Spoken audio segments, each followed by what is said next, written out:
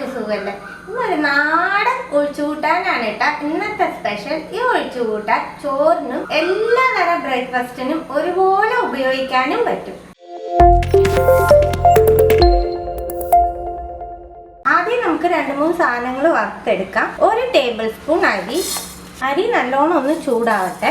അരി നല്ലോണം ചൂടായി കുറേശ്ശെ കളർ മാറുമ്പോൾ 1/4 ടീസ്പൂൺ കുരുമുളക്, ഇതൊന്ന് ചൂടാവട്ടെ. 1/4 ടീസ്പൂൺ ചെറിയ ജീരകം കൂടി ഒന്ന് വറുത്തെടുക്കാം. അരിയും ജീരകവും കുരുമുളകും നല്ലോണം വറുത്തെടുത്തു. ഇത് വേറെ ഒരു പ്ലേറ്റിലേക്ക് മാറ്റുന്നുണ്ട്. 1 ടേബിൾ സ്പൂൺ ഓയിൽ ചേർക്കാം.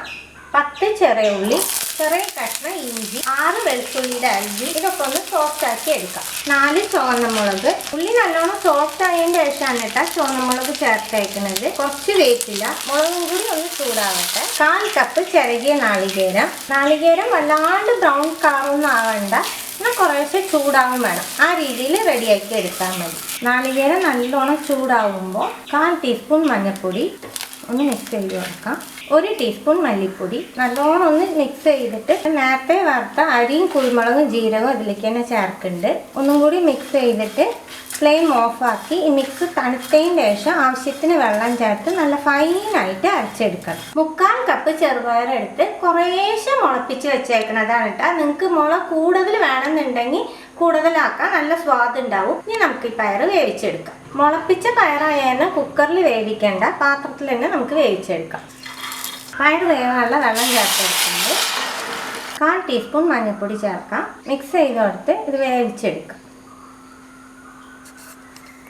പയർ നല്ലോണം വെന്തുട്ടാ. ഇങ്ങനെ മുളപ്പിച്ച പയറാണെങ്കിൽ 5 മിനിറ്റ് പോലും വേണ്ടി വരില്ല വേവിച്ചെടുക്കാനായിട്ട്. ഇതിലേക്ക് നമ്മൾ വറുത്തരച്ച സാധനങ്ങൾ ചേർക്കാം.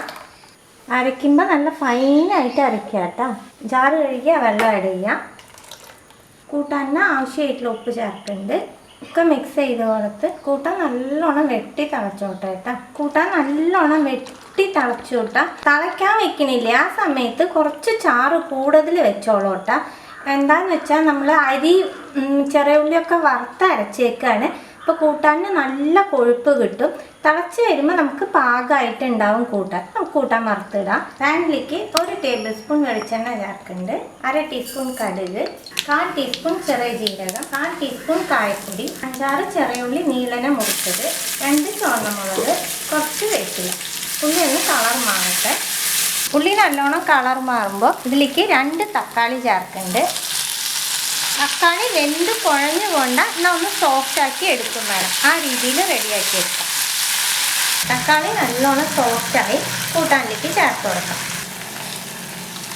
ചെറുപയർ കൂട്ടാൻ നിങ്ങളിങ്ങനെ ട്രൈ ചെയ്തിട്ടില്ലെങ്കിൽ തീർച്ചയായിട്ടും ട്രൈ ചെയ്ത് നോക്കേണ്ട ഒരു റെസിപ്പിയാണ് കേട്ടോ.